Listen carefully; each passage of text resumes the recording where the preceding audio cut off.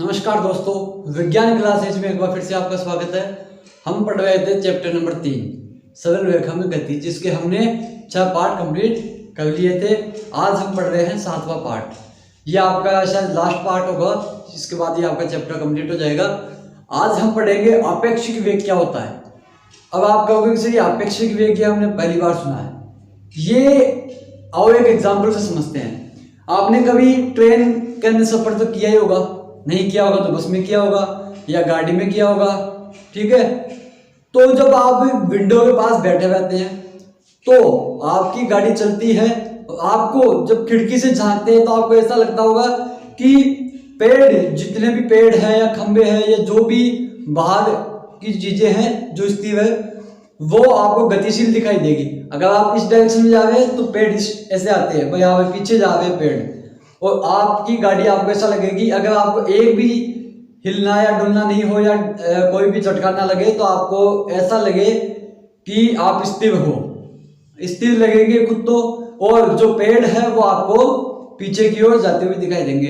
लेकिन वास्तव में वो पेड़ स्थिर है और आप गतिशील है। लेकिन आपके रेफरेंस में, आपके देखने पर वह पेड़ गतिशील है और आप स्थिर है। तो ये जो उन दोनों में जो वेग का रिलेशन है, यही सापेक्ष वेग कहलाता है।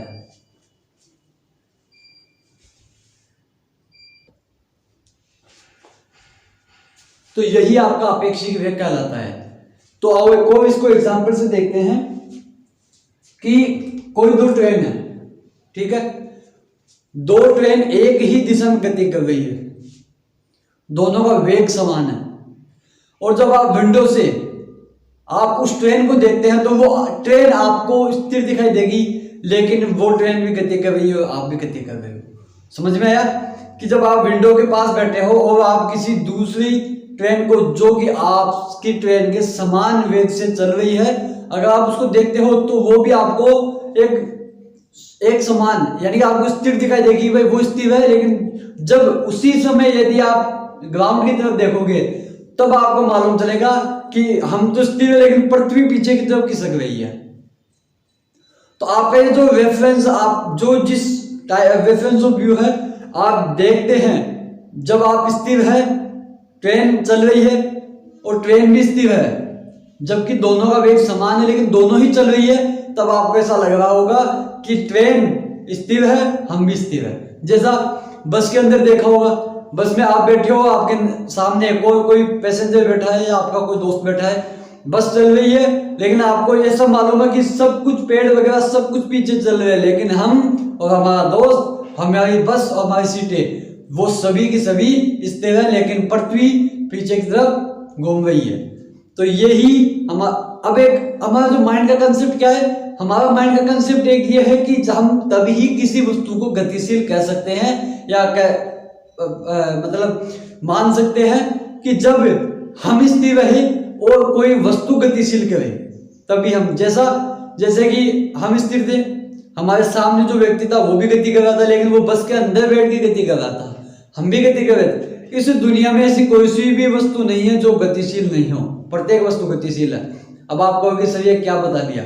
ये देखो, आओ, पृथ्वी घूम रही है, पृथ्वी अपने अक्ष के अनुदिश रोटेट कर रही है और घूमती हुई वह सूरज के चारों ओर चक्कर लगाते रही, ठीक है।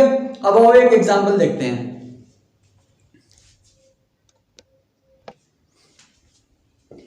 ये देखो, माना कि ये अपनी पृथ्वी है, ठीक है, ये अपने अक्ष पर इस प्रकार से घूमती है, ठीक है। ये घूमती घूमती सूरज के चारों ओर चक्कर भी लगा रही है। अब यहाँ पे जैसे जितनी भी बिल्डिंग्स वगैरह, जितनी भी या कॉन्टिनेंटल जो कुछ भी है पृथ्वी पे, माना कि यहाँ पे जैसे कोई भी एक व्यक्ति खड़ा है, अब ये घूम रही है, ये देखो, ये तो ये पृथ्वी, ये आदमी भी तो घूम रहा है, ये व्यक्ति भी तो घूम रहा है ना इसके साथ, और ये घूमता घूमता ये चक्कर भी लगा रहा है।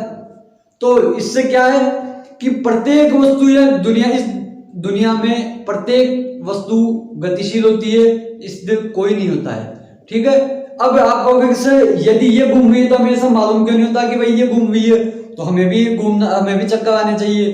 तो ये इसलिए नहीं होता है क्योंकि वही मैंने माइंड वाला कंसेप्ट बताया कि हमारा माइंड क्या होता है कि ये तभी किसी चीज को गतिशील कर पाता है जब हम स्थिर हो और वो वस्तु गतिशील दिखे। अब इसमें हम वही ट्रेन में भी जैसा ट्रेन चल रही है, ट्रेन गतिशील है, ट्रेन के साथ हम भी तो उसी वेग से गतिशील है उसके अंदर बैठ के, इसलिए हमें ट्रेन के अंदर जितने भी पार्ट्स है या जितने भी व्यक्ति है वो कोई गतिशील दिखाई नहीं देते, लेकिन हम जब बाहर देखते हैं तो बाहर की वस्तु हमें गतिशील दिखाई देगी। सेम वही पृथ्वी वाला कंसेप्ट कि हम पृथ्वी के ऊपर बैठे हैं तो पृथ्वी पर है तो पृथ्वी घूम रही है और हम भी उसके साथ साथ घूम रहे हैं, इसलिए हमें वह गतिशील दिखाई नहीं देते हैं। अगर वही चीज अगर हम चंद्रमा पर जाके देखें तो पृथ्वी हमें गतिशील दिखाई अवश्य देगी, जिस प्रकार से अभी चंद्रमा में गतिशील दिखाई देता है। तो आओ आपेक्षिक वेग को और अच्छे से पढ़ते हैं। अब माना कोई भी दो ट्रेन है, एक ट्रेन ये रही, ये एक ट्रेन है और एक ट्रेन ये रही बी ट्रेन है। अब ये दोनों ट्रेन एक ही दिशा में चल रही है, समान वेग से चल रही है, समान वेग से चल रही है, तो ये ट्रेन एक दूसरे को स्थिर दिखाई देगी। हमने कर दिया, ठीक है। अगर यही ट्रेन अगर एक दूसरे के विपरीत आ जाए, अपोजिट चले, ये इधर चले ये इधर चले, माना ये 15 मीटर पर सेकंड से चल रही है और ये आपकी यह भी 15 मीटर पर सेकंड से इस साइड चल रही है, ये इस साइड चल रही है, ठीक है। अब आप यहां से देखोगे, इसकी विंडो से देखोगे तो आपको ये ट्रेन दिखेगी भी नहीं कि कब निकल गई। होता है ना कभी, जैसे कोई भी बस है, सामने से एक बस आ रही है, इधर से हमारी बस जा रही है, जब हम खिड़की से देखेंगे तो वो बस एकदम से निकल जाएगी। क्यों निकल जाएगी हमें पता भी नहीं चलेगा या दिखेगी भी नहीं कि भाई उसमें कौन सा आदमी बैठा था। तो इस समय ऐसी स्थिति में क्या होता है कि ये दोनों जिनकी जो वेलोसिटी है वो जुड़ जाती है कि 15 मीटर पर सेकंड। तो आपको यहां से देखेंगे तब आप ये ट्रेन बताओ ये कितनी वेलोसिटी के साथ जाती हुई दिखाई देगी। ये आपको 15 + 15 = 30 मीटर पर सेकंड की स्पीड से जाती हुई दिखाई देगी।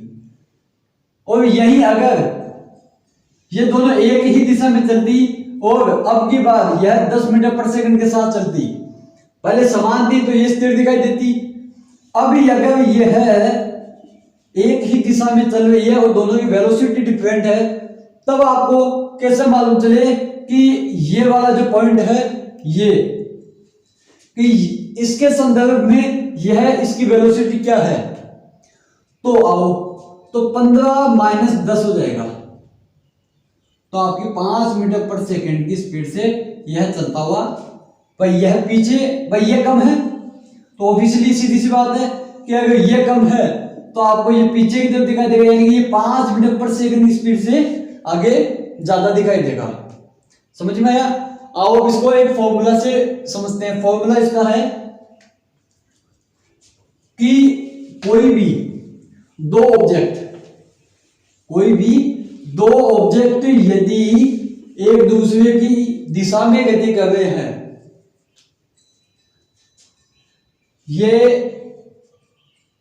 ए है, इसकी वेलोसिटी va है, और ये बी, कोई भी बी ट्रेन मान लो आप, तो ट्रेन बी है, इसकी वेलोसिटी b है। यह दोनों एक ही दिशा में चल रहे हैं, तो वो एक तो चीज है, अगर समान वेग से चल रहे हैं तो वो तो स्थिर दिखाई देगी आपको। अगर असमान वेग के साथ चल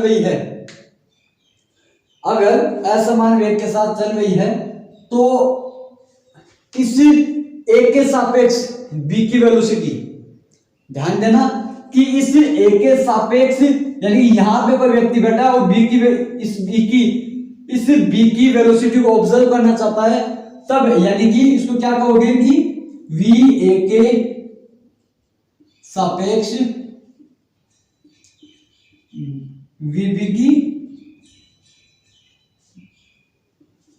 वीबी ने लिखे, मैं ए ही लिखूंगा, ए के सापेक्ष बी की गति क्या हो जाएगी, V B A = V B - V A. ये आपका एक फॉर्मूला है। अब आओ इसको प्रैक्टिकलाइज करते हैं। माना ये है आपकी 25 मीटर पर सेकंड, ये आपका चल रहा है कोई 15 मीटर पर सेकंड से, कुछ भी मान लो। अब एक चीज मैं आपको यहाँ पे बता दूं कि यदि कोई भी पिंड राइट डायरेक्शन में दाहिनी दिशा की ओर यदि गति करता है, राइट डायरेक्शन में गतिशील होता है, तो आप उसको पॉजिटिव लेंगे, और अगर वह लेफ्ट डायरेक्शन में गतिशील है तो आप उसको नेगेटिव लोगे। अब आपको किसी पॉजिटिव नेगेटिव क्यों है? क्योंकि अगर वेलोसिटी, जो वेलोसिटी है वो आपकी एक वेक्टर क्वांटिटी है, सदिश राशि है। अब आप कहोगे सदिश क्या है? सदिश एक ऐसी क्वांटिटी होती है, एक ऐसी राशि होती है जिसे परिमाण के साथ साथ दिशा की भी आवश्यकता होती है, और अदिश एक ऐसी होती है जिसे दिशा की आवश्यकता नहीं होती है। अब ये आगे वाले चैप्टर में पढ़ेंगे, जब हम मोशन इन प्लेन में पढ़ेंगे ना, तब आपको सदिश अदिश के बारे में, उसकी प्रॉपर्टी सभी कुछ बताई जाएगी।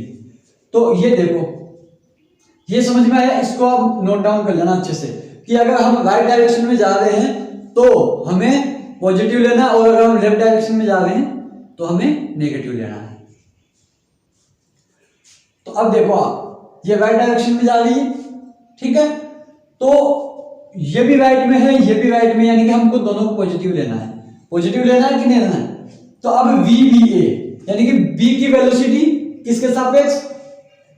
A के सापेक्ष, यानी A के अंदर कोई बैठा आदमी वो B को देख रहा है, भाई B किस गति से चल रही है, हमसे तेज चल रही है या हमसे कम चल रही है। तो VB क्या है अपना 15, और भाई दोनों को पॉजिटिव लेना है, तो ये पॉजिटिव हो जाएगा, ये भी पॉजिटिव हो जाएगा, और VA क्या है अपना 25। तो आपकी टोटल रिजल्टेंट क्या हुआ? -10 मीटर पर सेकंड। अर्थात ये जो माइनस वाला है कि यह 10 मीटर पर सेकंड की रफ्तार से हमारी ट्रेन से कम चल रही है, ये बात कहना चाहता है। समझ में आया कि ये जो B वाली ट्रेन है वह 10 मीटर पर सेकंड से कम चल रही है हमारी ट्रेन की अपेक्षा से। समझ में आया? हमारी ट्रेन के सापेक्ष B ट्रेन 10 मीटर पर सेकंड की वेलोसिटी से कम चल रही है। समझ में आया? ये नेगेटिव साइन आपको, मतलब यह पीछे रह जाएगी, आपकी ये वाली ट्रेन आपकी पीछे रह जाएगी। अब ये तो हो गया। अब यदि दोनों ट्रेन, अब यदि आपको ये कहते हैं कि इस B के सापेक्ष A की वेलोसिटी पूछ ले, यानी कोई व्यक्ति B में बैठा है और आपको पूछ ले कि भाई A की जो A ट्रेन है उसकी वेलोसिटी बतानी है, तो एक B के सापेक्ष A की वेलोसिटी है गति, A की वेलोसिटी, यहां पे भी वेलोसिटी लिख लेते हैं, अच्छा लगेगा, वेलोसिटी। तो क्या होगा? VAB, मतलब जिसकी हमें निकालनी है, जिसकी वेलोसिटी निकालनी है वो इसके V के नजदीक आ जाएगा। A की निकालनी है तो A V के नजदीक है, तो VA माइनस VB, ये फॉर्मूला। अब उसको भी हम इसी प्रकार से करेंगे कि यह इनकी कोई, अब इस समय यदि मैं इसको, चलो ये दोनों एक दिशा में चल रहे हैं, फिर भी ठीक है, दोनों एक दिशा में चल रहे हैं। अब पहले यहां पे बैठा था आदमी, अब यहां पे बैठा हुआ आदमी इसको देख रहा है कि भाई ये किस स्पीड से चल रही है, तो अब दोनों राइट डायरेक्शन में जा रही है तो दोनों पॉजिटिव हो जाएगी, पॉजिटिव ही होगी ना। तो ये 25 है, ये 15, दोनों पॉजिटिव साइन में होंगे। तो यहां पे लिख दो VA की वैल्यू क्या है 25 माइनस VB की वैल्यू 15, तो रिजल्टेंट क्या हुआ आपका 10 मीटर पर सेकंड। अब यहाँ पे पॉजिटिव है, मतलब कि यह जो A वाली ट्रेन है वह आपकी 10 मीटर पर सेकंड की स्पीड से तेज चलेगी, इसकी अपेक्षा से, B की अपेक्षा से आपकी जो ट्रेन A है वो 10 मीटर पर सेकंड की स्पीड से अधिक चलेगी। समझ में आया आपको? ठीक है, चलो। अब यदि ये तो होगी इनकी सेम डायरेक्शन होगा, अब यदि यह दोनों अपोजिट डायरेक्शन में हो, ये ट्रेन इस डायरेक्शन में हो, ये इस डायरेक्शन में हो, तब क्या करें?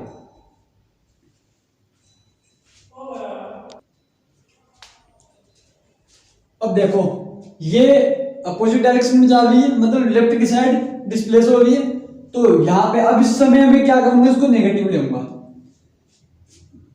नेगेटिव लूंगा, और मुझे अभी ये निकालना है कि A की B के सापेक्ष वेलोसिटी बतानी है, यानी कि B के सापेक्ष A की वेलोसिटी बतानी है, तो मैं इसकी वेलोसिटी बताऊंगा, मतलब B के सापेक्ष A की, यानी A की बतानी है, तो A की बतानी है तो मतलब ये फॉर्मूला काम में लूंगा मैं, ये लूंगा ना, तो इस सूत्र के अंदर इसकी वैल्यू रखो।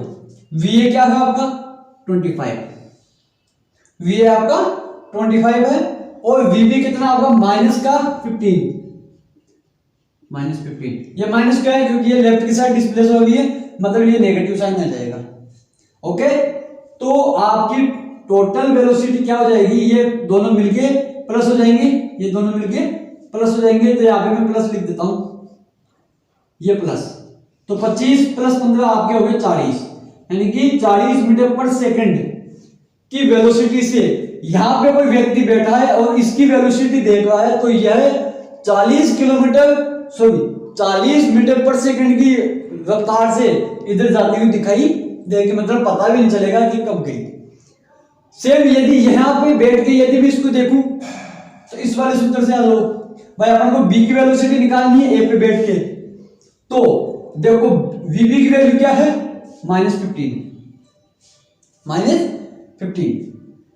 और वीए की वैल्यू क्या है 25, -25, क्योंकि माइनस का साइन ना, तो माइनस के 40 मीटर पर सेकंड। अब ये माइनस आ गया, मतलब यह लेफ्ट की ओर डिस्प्लेस हो गई है, मतलब यह 40 मीटर पर सेकंड की स्पीड से लेफ्ट की ओर जाएगी। यहाँ पे पॉजिटिव था, 40 मीटर पर सेकंड की स्पीड से राइट डायरेक्शन की ओर जाएगी। समझ में आ गया, कोई दिक्कत? चलो, यह आपका आई होप पूरा कंसेप्ट समझ में आ गया होगा कि आपेक्षिक वेग क्या होता है। ठीक है, तो यह आपका चैप्टर कंप्लीट हो चुका है। अगर आपको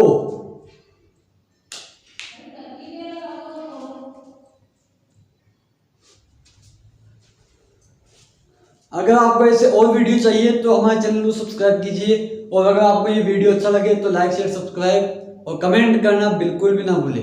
ठीक है, अब एक क्वेश्चन है, एक हमारे व्यूअर है, सब्सक्राइबर है, उन्होंने एक क्वेश्चन पूछा था, तो उसका हम सॉल्यूशन उनको इस वीडियो में बताते हैं, देखते हैं। आप भी हम अपने क्वेश्चन पुटअप कीजिए, हम उसको एज सुन एज पॉसिबल आपको सॉल्व करवा देंगे। क्वेश्चन है अपना मात्रक व मापन के चैप्टर नंबर 2 से, उदाहरण नंबर 2.2।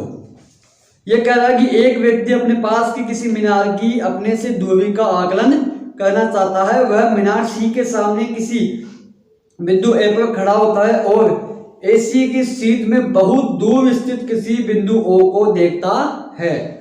फिर वह एसी के लंबवत 100 मीटर दूरी तय करता और बिंदु बी तक पहुंचता है। वहां से ओ एवं सी को फिर से देखता है, क्योंकि ओ बहुत अधिक दूरी पर है। बीओ व एओ की दिशा व्यवहारिक रूप से समान है, लेकिन वह पाता है कि सी की दृष्टि रेखा मूल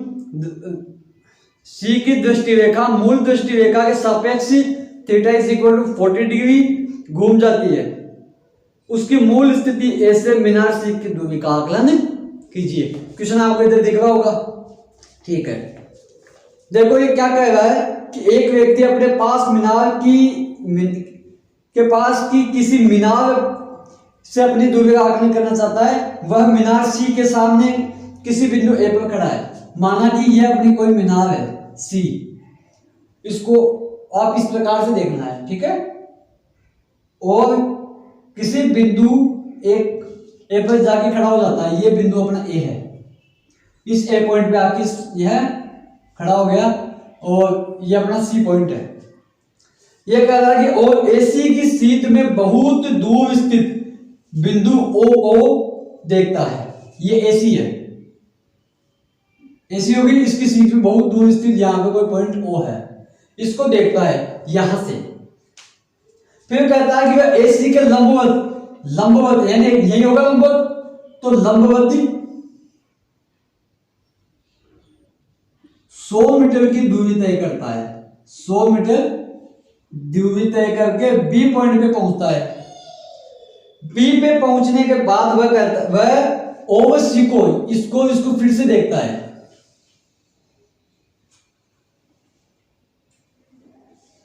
ये सी है, ओ व सी को फिर से देखता है, यहां से इसको दोनों को देखता है, और वह पाता है कि दोनों की दिशाएं तो समान है। और फिर क्या कहता है कि बीओ व एओ की दिशाएं व्यवहारिक रूप से समान। भाई ये दोनों इसी तरफ देख रहा है, ऐसा नहीं है कि भाई सी इधर है ओ इधर है, नहीं है, दोनों एक ही दिशा में है। लेकिन वह पाता है कि सी की दृष्टि रेखा मूल दृष्टि रेखा के सापेक्ष 40 डिग्री घूम जाती है। अब देखो इसकी मूल दृष्टि रेखा क्या है, मूल मतलब सीधी, यानी कि ये इधर देखेगा तो मूल दृष्टि रेखा तो इसकी यही होगी, ये इसकी दृष्टि रेखा होगी। अब ये पाता है कि जो सी की तरफ देखता है तो वह 40 डिग्री घूम जाएगी। तो ये जो यहाँ पे जो एंगल बनेगा ये वाला ये 40 डिग्री का एंगल होता है। 40 डिग्री का एंगल बता रखा है इसमें। 40 डिग्री यहां से यहां देख रहा था, फिर यहां से इधर 40 डिग्री घूम गए, तो इसी के साथ इसका थीटा कोण 40 डिग्री है। अब देखो यहां पे कि क्या यह एक जेड आकृति बनी हुई है, ऐसे ऐसे ऐसे फिर ऐसे जेड आकृति बनी हुई है, मतलब एकांतर कोण बन रहा है। यहाँ पे भी क्या ये 40 डिग्री होगा। पिछली कक्षाओं में अगर आपने अच्छे से पढ़ा है तो एकांतर कोण क्या होता है, तो ये 40 डिग्री, अगर ये 40 है तो ये भी 40 डिग्री हो जाएगा। ये अपने पास 100 मीटर है। अब देखो ये क्या कह रहा है कि उसकी मूल स्थिति ए से मीनार सी की दूरी का आकलन कीजिए। मूल स्थिति क्या थी इसकी, ए, मूल स्थिति ए से मीनार सी की, ये मीनार है, तो अब ये जो बीच की डिस्टेंस है इसकी, ये वाली डिस्टेंस, ये अपन को बताना है कि ये डिस्टेंस क्या थी। देखो ये, अब देखो इसमें थीटा के साथ जो थीटा होता है ना, उसके सामने क्या होता है, लंब होता है। थीटा के सामने बनने वाला लंब, तो ये आपका लंब हो गया, ये आपका कर्ण हो गया फिर, और ये आपका आधार। समझ में आया। इस प्रकार के क्वेश्चंस को, जिन्हें हाइट एंड डिस्टेंस के क्वेश्चंस भी कहा जाता है, इनको इस प्रकार से सोल्व किया जाता है कि जिसकी एक तो जो वैल्यू में दे रखी हो और जिस वैल्यू को हमें फाइंड आउट करना है। एक तो ये वैल्यू में दे रखी है और एक ये दे रखी है। अब लाल बटा कक्का के अंदर देखो कि ये दोनों कहां पे आ रही है, लंब और आधार। लंब और आधार यहीं पे आ रहा है ओनली, और कहीं पे नहीं आ रहा। ये लंब, ये आधार, ठीक है, परपेंडिकुलर एंड बेस। सिर्फ और सिर्फ टेन में ही आएगा, या टेन या फिर कोट में, साइन कोस टेन, कोट से कोसेक, ठीक है। तो साइन कोस टेन, टेन में सिर्फ यही आएगा, या फिर कोट लगा लो या फिर टेन लगा लो, दोनों में से कुछ भी लगा लो, आंसर सेम आएंगे। तो देखो ये कह रहा है, अगर अब यहां से हम टेन थीटा लेंगे, क्योंकि लंब और आधार कर्ण का तो हमें मतलब ही नहीं है ना, क्वेश्चन में दे ही नहीं रखा अपन को, तो ये वैल्यू निकाली, ये अपने पास दे रखी है, एक वैल्यू दे रखी है, और जिस वैल्यू को हमें निकालना सिर्फ उन्हीं दो वैल्यू को देखेंगे। तो लंब और आधार, ये दो चीज देखनी है। तो लंब और आधार सिर्फ और सिर्फ टेन या कोट में दो में ही आएगी। तो tan theta is equal to अपने पास लंब बटा आधार, यही है। लंब मतलब परपेंडिकुलर एंड आधार मतलब बेस, ठीक है। तो देखो लंब कितना अपने पास 100, इसको मैं x मान लेता हूं, x मीटर है ये, ठीक है। लंब अपना 100 है, आधार कितना अपने पास x मीटर, ये x मीटर हो गया, ओके। अब थीटा अपने पास क्या है, थीटा अपने पास 40 डिग्री है, ये देखो ये रहा। तो tan 40 degree is equal to 100 बटा x, ओके, समझ में आया। अब देखो हमें x की वैल्यू निकालनी है, x की वैल्यू निकालनी है, तो उसके लिए हमें tan 40 की वैल्यू चाहिए। अब ये tan 40 की वैल्यू वैसे हमारे पास सिर्फ और सिर्फ 0, 30, 45, 60 और 90 यहां तक मालूम है। वैसे 360 तक होती है, लेकिन अब tan 40 की वैल्यू क्या होती है कि 0.8391। तो मैं यहां पे लिख दूं, चूंकि tan 40 की वैल्यू होती है 0.8391, जो कि पुस्तक में भी दे रखी है। अब इसकी कोई एक फिक्स वैल्यू तो होती नहीं, इसलिए यह एक वैल्यू है भाई। इसका हमने तो सिर्फ 0, 30, 45, 60, 90 यहां तक ही पढ़े, तो इसकी ये वैल्यू आपको देगा। अब देखो इसकी वैल्यू को मैं यहां पर पुटअप कर दूं, 0.8391 बराबर 100 बटा x। अब हमें x निकालना है, क्या करें, वज्र गुणा कर देंगे, इसको इधर ले आएंगे और इसको इधर ले आएंगे, तो x 0.8391 इज इक्वल टू 100। अब x की वैल्यू निकालनी है जिसको इसके बटे में ले जाएंगे, x इज इक्वल टू 100 बटा 0.8391। अब अगर इसकी वैल्यू को हम सोल्व करेंगे, इसकी कैलकुलेशन करेंगे, तो अपने पास आ जाएगा x की वैल्यू 119 मीटर। यही इसका आंसर है। मतलब ए से सी की दूरी यानी कि मूल स्थिति से मीनार की दूरी अपनी 119 मीटर आ जाएगी। ठीक है, आई होप आपको ये क्वेश्चन भी समझ में आया होगा। जिसने ये क्वेश्चन पूछा था उसका नाम मुझे नहीं मालूम, लेकिन अच्छा क्वेश्चन था ये। ठीक है, तो इसी के साथ मैं विदा लेना चाहूंगा। वीडियो को लाइक शेयर सब्सक्राइब और कीजिए। जो नए बच्चे हैं वो वीडियो के डिस्क्रिप्शन में जाके पिछली वीडियो को देखिए, तभी जाके ये वीडियो आपको समझ में आएगा। तब तक के लिए जय हिंद, जय भारत।